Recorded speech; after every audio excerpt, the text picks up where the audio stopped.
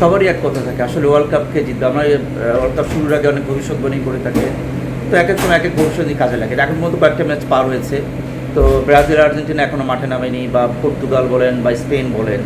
তো এই জায়গায় আপনার কাছে আসলে কী মনে হয় এবার আর্জেন্টিনার সেই ক্ষুদাটা আসলে মানে ট্রফি ধরে রাখার ক্ষুদাটা ওইভাবে দেখা যাচ্ছে না? ব্রাজিল আসলে চ্যাম্পিয়ন হওয়ার জন্য এসছে, আসলে কতদূর যেতে পারবে কিছু নেই, কিছুটা সংশয় আছে। আপনার কাছে আসলে কী মনে হয় এবারে ওয়ার্ল্ড কাপ ট্রফি কার কাছে যেতে পারে? কারণ এটা ইউরোপ আমেরিকার মাঠে। আমেরিকার মাঠে লাস্ট ওয়ার্ল্ড কাপটা জিতেছিল ব্রাজিল, বাট এই ব্রাজিলের মানে হালামলের অবস্থাটা কি? কারণ 2002-এর পর প্রতিটা বিশ্বকাপে আসলে ব্রাজিল খেলেছে, কিন্তু কখনোই তাদের ট্রফি জেতা হয়নি।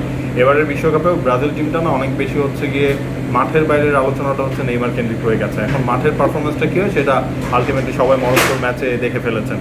আর ব্রাজিলের কিন্তু ওই স্টার্টটা আসলে ভেরি ইম্পর্টেন্ট ছিল। এই স্টার্টটার উপর অনেক কিছু ডিপেন্ড করছে, ব্রাজিলের পাথওয়েটা কেমন হবে, Brazil through out the world cup কেমন পারফরমেন্স করতে পারবে।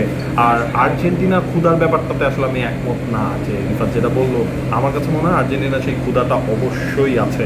এবং সেই ক্ষুধাটা ধরেন লাস্ট টাইম তো ছিল যে one last dance for Lionel Messi, one last time for Lionel Messi. এইবারও টিমটার মধ্যে ওই আকাঙ্ক্ষাটা আছে। এখন আর্জেন্টিনার যেটা আপনার প্রবলেমটা হয়ে গেছে, আর্জেন্টিনা লিওনেল স্ক্যালোনিকে যে পরিমাণ ইনজুরি নিয়ে আসলে ডিল করতে হচ্ছে। ধরেন কোনো একজন ফিট হচ্ছেন, এই নিকোপাস ফিট হচ্ছেন, লাস্ট ম্যাচে নিকোপাস হচ্ছে আবার আপনার ইনজুরিতে পড়লেন। মাঝখানে তালিয়াফিকোর ক্ষেত্রেও হচ্ছে আমরা সেম জিনিসটাই দেখলাম। তালিয়াফিকোকেও পাওয়া যাবে কিনা সেটাও হচ্ছে কনফিউজ হয়ে গেছেন লিওনেল স্ক্যালোনি। তো নিকো গঞ্জালেসের কথা বলতে হয় আলাদা করে, সেনেসিকে আনা হয়েছে টিমের মধ্যে এই অবস্থা দেখে। সো এই দুটা দলের আসলে দুই রকম অবস্থা।